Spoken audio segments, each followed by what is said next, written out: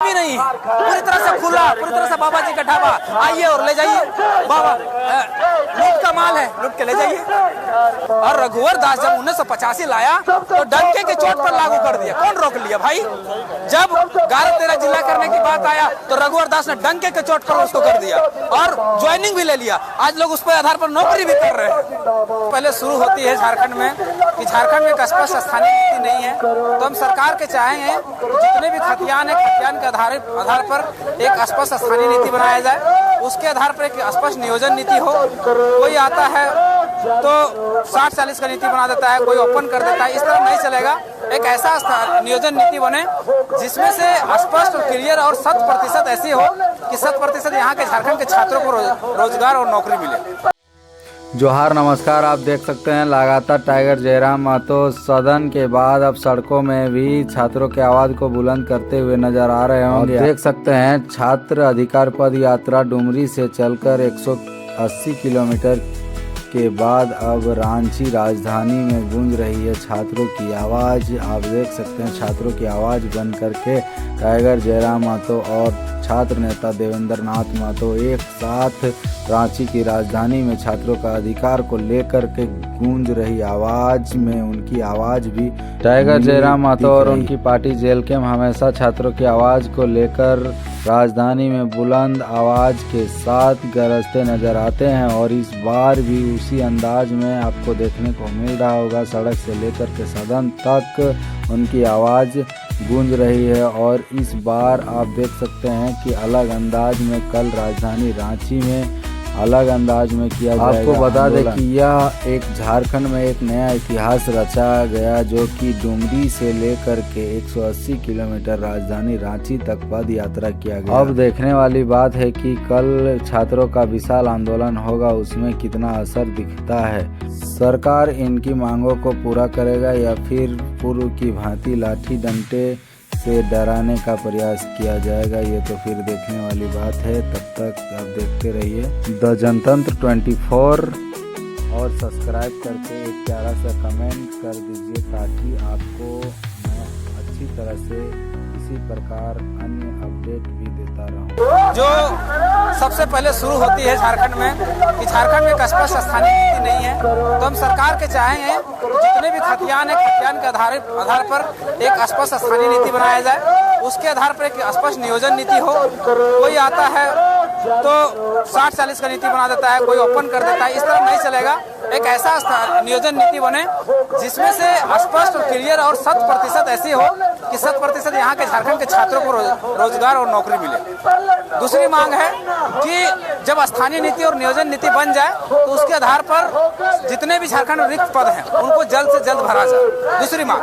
और तीसरी हमारी मांग है कि 2 वर्षों से लगभग छात्रों के जो है छात्रवृत्ति जो है लंबित है। छात्रवृत्ति लंबित होने के कारण क्या हो रहा है कि कोई लगा बीटेक कर रहा है, कोई MBA कर रहा है, कोई ग्रेजुएशन कर रहा है, कोई PG कर रहा है, कोई PhD कर रहा है, कोई BEd कर रहा है, कोई DLEd कर रहा है। तो छात्रवृत्ति नहीं मिलने के कारण क्या हो रहा है कि उसकी पढ़ाई में बाधा उत्पन्न हो रही है और पढ़ाई कहीं बाधित हो रही है। तो सबसे पहले सरकार के कहना चाहेंगे कि जो भी सरकारें हो, चाहे केंद्र की सरकार हो चाहे राज्य सरकार हो, जो भी सरकारें हो सबसे पहले उसके छात्रवृत्ति का भुगतान करें।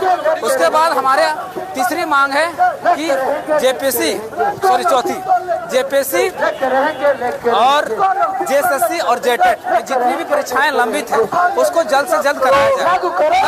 अगर PT हुआ है तो जल्द से जल्द उसका मेंस कराया जाए, अगर मेंस हुआ है तो उसका रिजल्ट प्रकाशित किया जाए। ये हमारी मांगे हैं। मतलब जितनी भी परीक्षाएं इन तीनों संस्थानों में बची हुई हैं या पेंडिंग है, इसको जल्द से जल्द ये किया जाए। उसके बाद हमारी 5वीं मांग ये है कि प्रत्येक वर्ष एक परीक्षा कैलेंडर जारी हो। परीक्षा कैलेंडर में ये मेंशन हो कि कब फॉर्म भराएगा, फॉर्म भराने के बाद उसका कब एग्जाम होगा, एग्जाम होने के बाद कब रिजल्ट प्रकाशित होगा और रिजल्ट प्रकाशित होने के बाद कब उसका ज्वाइनिंग लिया जाएगा। ये चारों चीजें मेंशन हो और चारों चीजें मेंशन होने के साथ साथ उस परीक्षा कैलेंडर का सख्ती से पालन किया जाए। झारखंड में क्या होता है कि परीक्षा कैलेंडर निकलती तो है लेकिन उसका सही से पालन नहीं होता। हमेशा देखा गया है कि अपरिहार्य कारणों से रद्द कर दिया जाता है। ये अपरिहार्य कारण आखिर है क्या झारखंड सरकार? तो ये बहुत ही गंभीर विषय है। ये 5 मामले जो हैं, 5 मांगे जो हैं संबंधित है, इसलिए हम लोगों ने छात्र अधिकार पद यात्रा का आयोजन 180 किलोमीटर से किया। मतलब डुमरी से लेकर रांची तक, डुमरी से लेकर रांची तक 180 किलोमीटर में हम लोग 170-75 किलोमीटर के आसपास हम लोग चल चुके हैं, पहुंच चुके हैं। तो हम लोग एक ही मैसेज देना चाहते हैं सरकार को सड़क के माध्यम से कि कुंवर नारायण ने बहुत अच्छा बात कहा था कि अगर सड़क सुना हो जाएगा तो सदन हमारा हो जाता। तो हम लोगों ने कहा कि सड़क को सुना नहीं पड़ने देंगे और इन मांगों को सदन में उठाने के लिए हमारे डुमरी विधायक जो है जयराम माथुर, तो जो मांगे हम लोगों ने स्थानीय नीति, नियोजन नीति, छात्रवृत्ति की, उसके साथ में परीक्षा कैलेंडर जारी करने की, या फिर जेपीएससी जेटेट परीक्षाएं लंबित उसको लेने की जो मांगे हैं, ये मांगे हमारा सड़क से लेकर सदन में गुजरेगी। सदन में हमारे विधायक जी को उठाएंगे और सड़क में हम लोग उठा रहे हैं।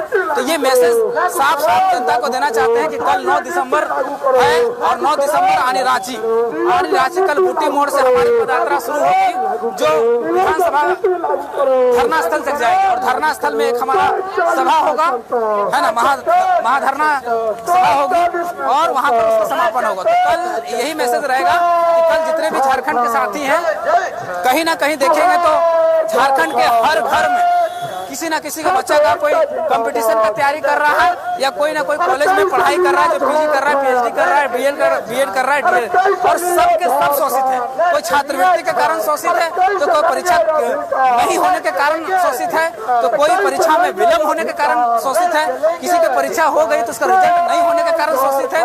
तो आखिर सबका घर, सब मतलब झारखंड के मतलब प्रत्येक घर में एक ना एक बच्चा इस मामले से पीड़ित है। तो यही 5 मामले, यही 5 मुख्य मांगे हमारे, ये पंचशील मांगे हम लोगों ने लेकर चला है और इन्हीं के माध्यम से हम यहाँ के इस सड़क के माध्यम से सरकार को चेताना चाहते हैं कि जल्द से जल्द इसमें काम हो और लागू किया जाए। और कल लेकिन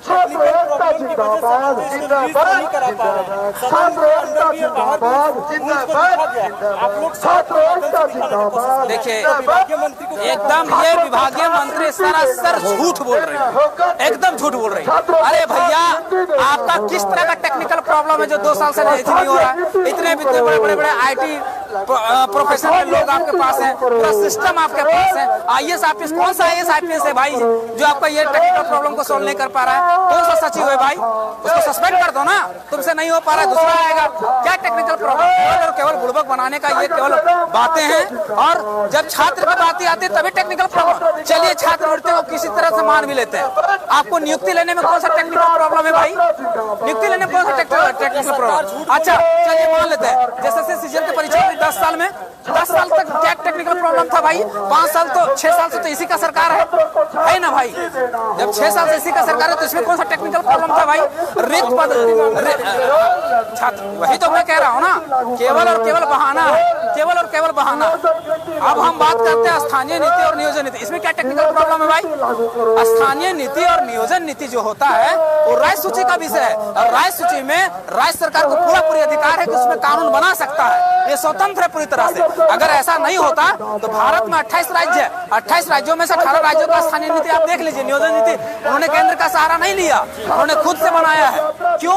आप छत्तीसगढ़ को देख लीजिए, आप उड़ीसा को देख लीजिए, आप बिहार को देखे होंगे, हाल फिलहाल में वहां पर लागू किया गया था ना, टीचर के बारे में बोला कि यहाँ के बिहार वासियों को ही स्थानीयता मिलेगी, स्थानीयता का ये लाभ मिलेगा पूरी तरह से। बड़ा अखबारों में ये चुनाव होने से पहले, तो जब बिहार पड़ोसी राज्य कर सकता है, आप क्यों नहीं कर सकते भाई?